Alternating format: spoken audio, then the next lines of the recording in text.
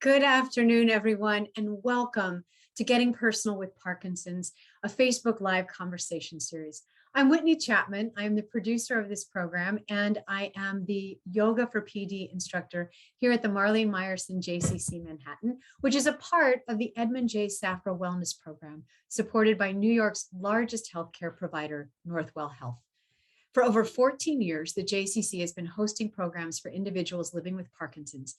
And you can find these programs on our website at www.mmjccm.org/Parkinson's. And you can see the link below in our comments section.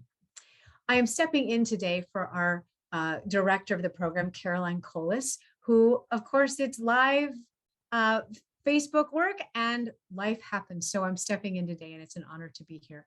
We want these conversations to help put a face to Parkinson's and to introduce you to people living and thriving with PD. And we welcome your input. So if you yourself want to be a guest or you know somebody that is interesting that you think we should interview, please let me know. You can send all inquiries to me at wchapman, that's WCHAPMAN, at mmjccm.org. And I will follow up with any suggestions you may have. And we'll put that information in the chat as well. So now I'm excited to introduce to you and share with you a conversation that Caroline has had with Gary Pauley. Gary is one of the most positive and upbeat people I have ever met.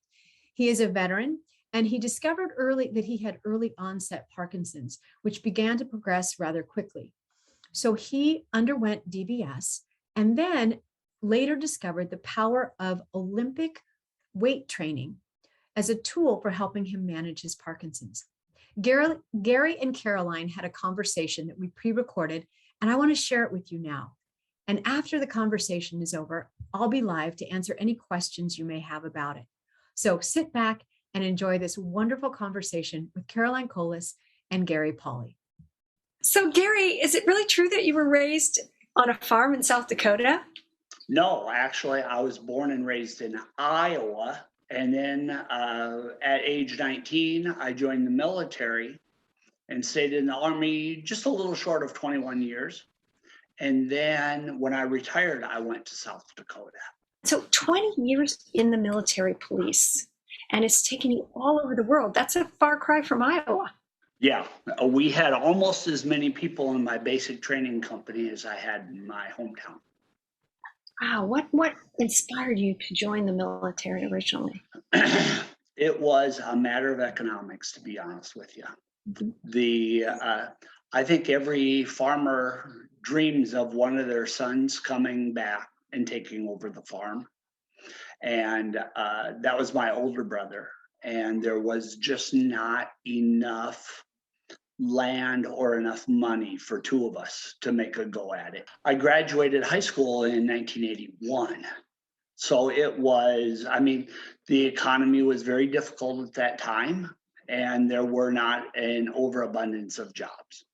And so I thought if I could join the military, get some good work experience, maybe get a little college while I was in, I would be in good shape. Now, why did you suspect that you might have Parkinson's? You were diagnosed, at 46? Yeah, a day after my 46th birthday, I got the official diagnosis. But I was working as an insurance adjuster after I retired. And I had noticed probably a year and a half before my diagnosis that when I would sit there and was reading a claim or whatever, a couple of my fingers would always be twitching. It started slowly, and then I noticed two fingers turned into three fingers, and then it was one hand. And then my sons noticed that when I was tired at night, I would drag my right foot as well. And I knew I had to do something or get it checked out because as an adjuster, I was a caffeineaholic. I would there was a convenience store that used to sell 64-ounce glasses of Diet Mountain Dew for 70 cents. So I would drink 1 or 2 of those a day. Oh my. And 1 week I dropped 2 cups while I was in the store. Mm. And I didn't know what it was. And then originally they said I was over caffeinated, which I could have believed. But then, through a matter of elimination and seeing several different medical professionals, that's when I got the diagnosis. Now, did you go to a movement disorder specialist or a GP? Who did you originally go to? I originally went to my general practitioner, and originally he said, he goes, it could have something to do with caffeine. He goes, but I just don't know, Gary. He goes, why don't we try journaling for a while? And I said, journaling? He goes, I just want you to carry this little book around. And if, Monday, 10 o'clock, right hand, 2 fingers shook for 5 minutes and then stopped. And we did this over a course of 4 months, and we were able to see the progression of the disease. Well, speaking of progression, my understanding is it progressed really rapidly. It did originally, yes. And Yes. and your doctors recommended deep brain stimulation. Did you decide to do that? I had seen a movement disorder specialist, and originally the diagnosis was made by just a neurologist, and then he referred me to a movement disorder specialist. And from what the original doctor had put in the notes to what the movement disorder specialist saw, there was quite a difference. He goes, look, I don't like the way this is progressing. He goes, I want you to do research on this. And told me deep brain stimulation. I would spend 20, 30 minutes a day reading about Parkinson's and reading about deep brain stimulation and whatnot. And so then a month later, when I met with the doctor again, he said, what do you think? And I said, well, first of all, with the medical protocols, I do not meet the criteria for DBS. And he says, why? And I said, well, in accordance with your own protocols, you have to have been diagnosed at least 4 years. You have had to at least fail 1 or more medications, et cetera, et cetera. And he said, don't worry about that. Let us take that into consideration. And they said, what we are going to try and do is that we want to use you as an example for people and possibly the insurance community to show them that if we use this treatment earlier in the progression rather than later, the average person with Parkinson's only works their job for between 18 months and 2 years. I was able to work almost 6 years. I was absolutely ecstatic with the results. Looking back on it now, when I had deep brain stimulation, the margin of error for the neurosurgeon was 1/10 of a millimeter. And I thought that was pretty good. Now the margin of error is less than 1/100th of a millimeter. Wow. So it has progressed steadily. Mm-hmm. But the thing that I got out of the deep brain stimulation was that I got to check things off of my bucket list. I tried to be somewhat of an athlete growing up. I was not that successful at it though.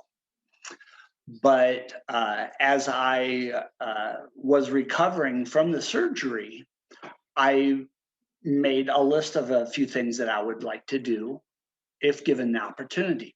One was to run a half marathon, one was to run a full marathon, and one was to try and do a triathlon. So 6 months after my deep brain stimulator, I ran my first half marathon. And then a couple years later, I ran a full marathon. And then after I ran my full marathon, a couple months after that, I did a mini triathlon, which meant I had to learn how to swim. Oh, you didn't know how to swim? No, ma'am, I did not. Here you are an adventurer. So I was in a swimming class with a bunch of 7 and 8 year olds. And I was the star pupil, obviously. Obviously. Because I could take instruction, actually. Yeah, exactly. You know, I have done a mini sprint triathlon, as has Whitney, who's behind the scenes in our yoga program, teaching that class, Yoga for Parkinson's. And one of the things that we learned was just showing up, right, and putting one foot in front of the other. And, you know, you had to kind of organize your time, too, because there was so much training. Well, it was terrible because once I went through the 8-week sessions of swimming, then they said, okay, you can go ahead and, work on it on your own. So it was up at 5 o'clock in the morning, drive 45 minutes to an indoor pool, train for an hour, and then go to work, and then go home and run or whatever. So it was always a lot to do. Now, you are kind of known for your weightlifting and your strength training program. So kind of tell me, how did you get into weightlifting from triathlons and marathons? Doesn't seem quite like a lot of people, more people do that now. I was living in Savannah, Georgia at the time, and I was actively involved in our Parkinsons support group. Everything that we were reading said exercise is medicine, and exercise is therapy as well. And we said, why can't we get something around Savannah that would be for Parkinson's people? Somebody said, I know a guy. And so that guy was Michael Cohen, who was an Olympic weightlifter, and he was a 2-time Olympic coach as well. And he was teaching health and fitness at Savannah State University. And so they approached him and asked him if he thought that he had come up with something. And he said, well, I have 4 students that are trying to work in a master's program now. He goes, I am sure that they have nothing better to do than to design a program for you. I like his style already. And so 2 months later, Michael said, I've got something. Let's get just a couple people together and let's try it out. And so they got 4 or 5 of us together, and we just did a practice session, kind of worked the bugs out of it and whatnot. And he goes, yeah, I think we're going to go with this. Our first class was 19 people, 10 people with Parkinson's and 9 caregivers. Wow. And that's how it started. And so at that time, we had Gem 1, 2, and 3. And they were trying to rotate people through but the program had grown so fast, so quickly, that before the end of the first year, we had over 250 people signed up for the class. Oh my goodness. And one day after the class, Michael asked me if I could stop and talk to him. And I said, sure. And I asked him what he needed. And he said, I would like you to be a coach. And I said, I'm not so sure that I'm the guy you want. And he goes, no, you are exactly the guy I want. And I said, why is that? He said, look, I've got all these accomplished weightlifters that are here watching and helping me. He goes, but you've got that one thing that they don't have. And I said, what's that? And he goes, Parkinson's. And I said, huh? He said, it's real easy for me to say when we're doing curls, come on, give me 2 more reps. Give me 1 more rep. He said, but he goes, I've noticed that when I tell people I want them to do more, that they're kind of giving me that, yeah, right, look. He goes, but you as a Parkinsonian yourself, you know when it's getting harder for you to do another repetition, and if you can push others to do that as well.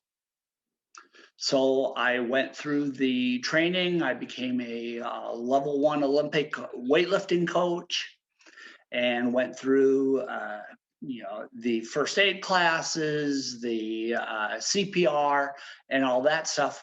And then I started coaching. And then the program had gotten to the point where we were offering 3 classes a day, 5 days a week. And I was teaching 1 every day, sometimes 2 a day. Wow. And Michael asked me, he said, it's gotten to the point now, Gary, where we can probably afford to pay you. And I turned him down. And so I volunteered my services for 4 years there. And it gave me something to get up for in the morning. Our program was unique because we were using weightlifting. There are a lot of Parkinsons programs out there where they have movement involved, yoga, stretching, dancing, things like that. But we had, we actually used free weights and boxing on a daily basis. We started doing more of the Olympic movements, that bring the weight from the floor to my chest and things like that. And so, no matter what you do, when you have a bunch of men together, it's always going to be a little competition. And so one gentleman was keeping track of, I'm stronger than him. I did the most weight this week. And it just went from there. And before too long, I was a bit younger than this gentleman was. And Michael had noticed that the amount of weight I was doing, he said, well, you could compete at these levels. And he coached you? Yes, Michael said if I was willing to put in the time, he would coach me. And so I would actually block out an hour before my Parkinson's class started, and I would go to the gym and Michael would work with me.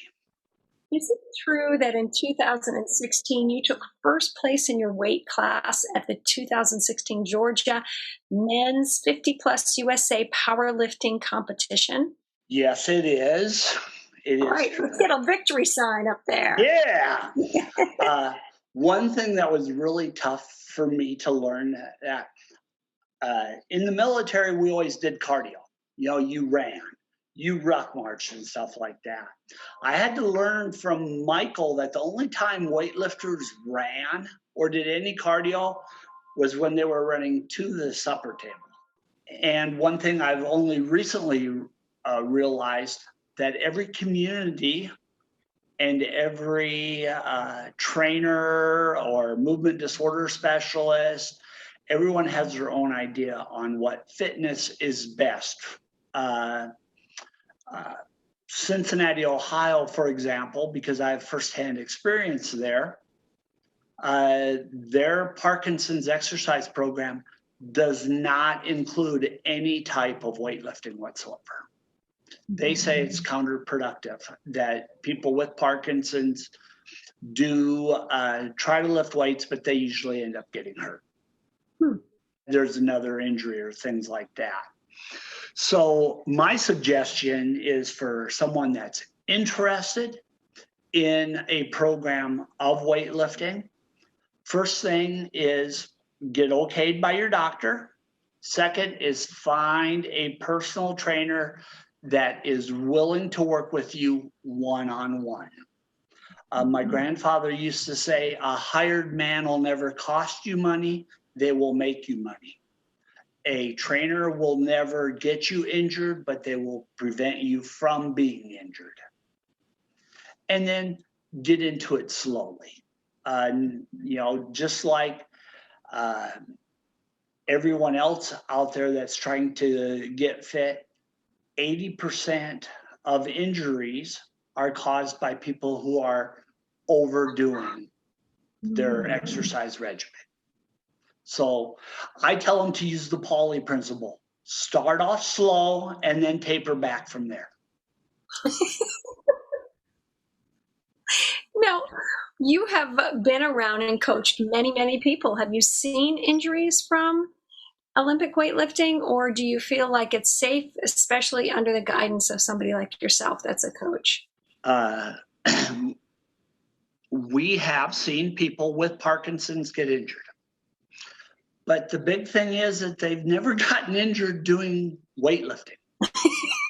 They've gotten injured, they've fallen when they're going to the area. We were very fortunate that in the gymnasium where we have gym classes, we have one instructor for every 4 people that are in the class. So I think that when you have that type of oversight and people dedicated to watching for mistakes, and our goal is to eliminate injuries, that is always a big plus. That's amazing. And nobody wants to do anything where they're going to get hurt. I'm sure with yoga, you guys don't do anything where people are purposely going to get hurt. No. But I guess, Parkinson's is progressive. So how has your progression been managed? I mean, you have experienced it like it was fast, right? And then you had the deep brain stimulation. And now my understanding with weightlifting is a lot of people experience sort of a slowing or an ability to, at least as we say, keep treading water in the same place. How has that been for you? The weightlifting has helped me with my balance tremendously. And I do get around a little bit, talking to different organizations and whatnot. I do have to tell people that people with deep brain stimulation, they aren't cured from Parkinson's. The DBS does a wonderful job masking a lot of our symptoms, the tremors, some of the rigidity, and those sort of things are taken care of by the DBS, but they don't cure Parkinson's by any way, shape, or form. If you would turn our therapy off, we would be full-blown, handshaking, tremors, things like that. So DBS helps me a lot. The exercise program, I think, makes us feel a little more normal, whatever that is. Someone that exercises at a certain intensity level their Parkinson's will subside for several hours, even after they're done. And they can't quite understand why exactly that is. They just know that it works. I've had ladies that have never, ever done weight training before. And so, on the day when we're doing squats or something like that, they go, oh, I can't do that. I can't. And then you start putting weight on and they go, maybe I can do just a little bit more, maybe just a little more. And people, when we get older, there's a lot of things that we can no longer consider first for anything. But I think that when you do something like weight training, when you've coached someone or have spotted them and they've done better than they thought they could, that is a huge boost for them and for me as the coach. One lady started our program because she couldn't walk 9 holes of golf anymore. And after 4 months, she was out there doing 18 holes again. And I'm not going to say that it was our program or that it was the weightlifting to be credited for that, but it just gave them self-confidence again that you can do this. And my husband says it's nothing like lifting up a heavy bunch of weights to make you feel like you can do anything. My mom used to say, nothing feels better than doing things that people say you can't do anymore. It seems to me like if there's any silver linings for you in having Parkinson's, is this whole new world was opened to you. Oh, absolutely. And the Yeah. coaching and the sense of strength. And do you find that that's true with other people living with Parkinson's, that it's like, wouldn't wish it on anyone? I would never, the old expression, Parkinson's is not for wimps. Very true. Very true. It is very demanding physically and emotionally. But as much as I enjoy seeing people succeed in an athletic endeavor, I think it's even more important for them to find something that challenges them intellectually. Our bodies may be doing things that we don't have any control over, but if you can find something to keep you mentally stimulated.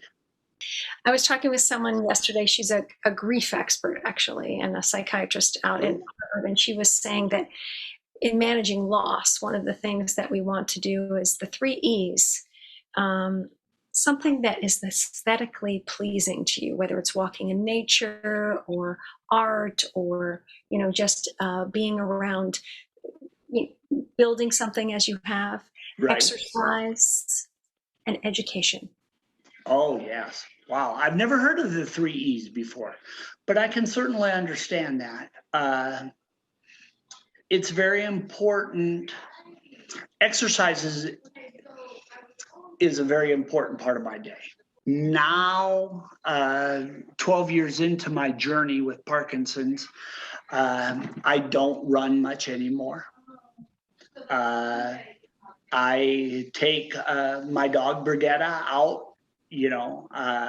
She goes for a walk 3 or 4 times a day.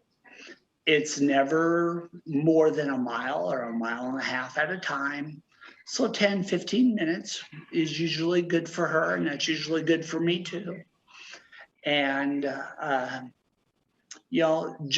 I find new ways to exercise. Dusting is a great arm workout, especially when you've got to reach up on top of the doors and whatnot as well. And it's important for us to learn new roles. I am now a house husband, significant other. works from home, which works out for us because she can watch, me, so I don't hurt myself or forget anything. But I went from breadwinner to bread maker. I make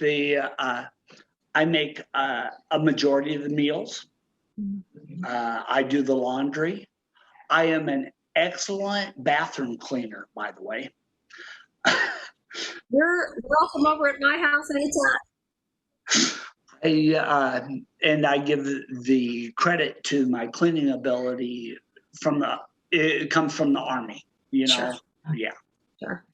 Well, it's so funny thinking about you because I have one niece that went into the Marines and did a stint there. She's now a mother and in Georgia, and another one really? that is an Olympic weightlifter. And I'm sure that she would be interested in knowing about your program, and I can't wait to share with her what an inspiring hour I've spent with you. Thank you so much. Any last words for someone who's newly diagnosed or someone that's been living with Parkinson's as you have for 12 years, other than, like you said, be willing to remodel and take on different roles? But any last words? A Parkinson's diagnosis is not a life ending, but it is life altering. I had an uncle that passed away recently from Lewy body dementia with Parkinson's. And when I got diagnosed, his words to me were, "You will not die from it, but you will die with it." So you need to make peace with your disease, and you need to have a working understanding of what you're going to be able to do and what you're not going to be able to do anymore. Beautiful. We were talking in my class today about humility, which is, do I have an expectation that my body should be able to do today exactly what it did yesterday? And in NIA, the movement form that I teach, we talk about the now body and being really present in the moment. And like you said, sort of exploring or discovering or educating, what can I do today? What's possible? Absolutely. We all have to realize that Parkinson's is progressive. Once you have it, you're not going to not have it again. And so you need to work to make yourself the best possible person you can be for that day. Beautifully said. Yep. Thank you, my friend. Wow. I don't know about you, but I am so impressed by Gary's upbeat and pragmatic attitude of living with Parkinson's. I found this so inspiring. I hope you did as well. I want to let you know that while the JCC's Parkinson's programs are virtual at this moment, we do have certified personal trainers who can work with people with Parkinson's. They have lots of experience on strength training. Now, Gary's style was certified in Olympic weight training, but there are many styles of strength building and strength training. And if you're interested in learning more about strength training, please email me at wchapman@mmjccm.org, and I'll help you find out more about our personal training for Parkinson's. We want to remind you of a couple things, or I want to remind you of a couple things. First, this coming Monday, December 20th at 6 p.m., we are hosting our virtual PD Now event, the impact of spirituality and religion on Parkinson's. We're going to put the link in the chat below for you to register, but I'm looking forward to a very interesting conversation. Sunday, January 2nd, is our annual New Year's Fitness Fair event from 10 a.m. to 4 p.m., and it's going to be both live and virtual. So there's lots of offerings for you to participate in, and those details are also going to be in the comments section below. Last, I just want to let you know that we look forward to seeing you next month on January 10th for our next episode of Getting Personal with Parkinson's. If you're celebrating holidays this season, I want to wish you a happy holiday. And I want to wish you a happy and a healthy new year on behalf of Caroline Colas and the Marlene Meyerson JCC. Stay safe, stay well, and we hope to see you soon. Take care, everyone.